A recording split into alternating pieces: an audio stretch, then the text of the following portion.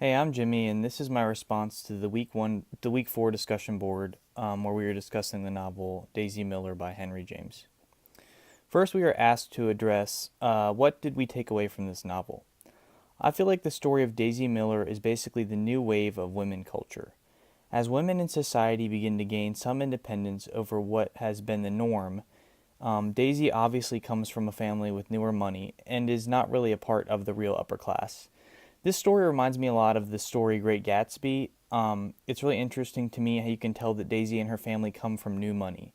Their father is a businessman, and although it doesn't say it, I doubt he simply inherited all of the money that his family is now spending during their travels. And Winterbourne and his aunt, on the other hand, seem to be a family coming from old money. His aunt, especially, has lived her entire life at the top of society and refuses to even speak to or become acquainted with people who were not raised in a similar fashion. I think the purpose of this story was to alert everyone to the changing ways of society. Women are now delving more into the dating scene, even if in the beginning it was not accepted by the older generations. All of the young gentlemen who are courting the women don't seem to mind at all. It is interesting to me that in Winterbourne's mind, Daisy is waiting for him to come to Rome to be with her. But on the other hand, he hears about from his aunt what his aunt is saying about how she's just a flirt and a common American girl, which is what more holds to be true. My interpretation on the events that take place are that it was almost a twist on a love story.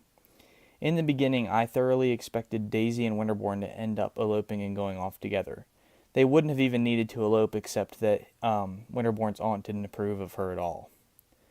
But what I never expected was that Daisy would continue flirting with Italian men before Winterbourne could arrive in Rome. It ends abruptly, the story ends abruptly, and you don't really get to find out what would have happened if she hadn't gotten sick and died. She told Winterbourne that she was engaged to Giovanni, but then took it back later, saying that it wasn't true. And throughout the entire thing, her mother seemed indifferent to her daughter's condition, at first when she was being flirtatious and going out at night, and then later when she had an illness and she was dying, her mom seemed about the same emotion wise regardless. This story compares historically to the way that women were expected to act in the time period. Before 1900, it was definitely risque for women to be the one going out to dances and such with a bunch of different gentlemen. Women were expected to be hard to get and also to come across with a very proper and almost royal image.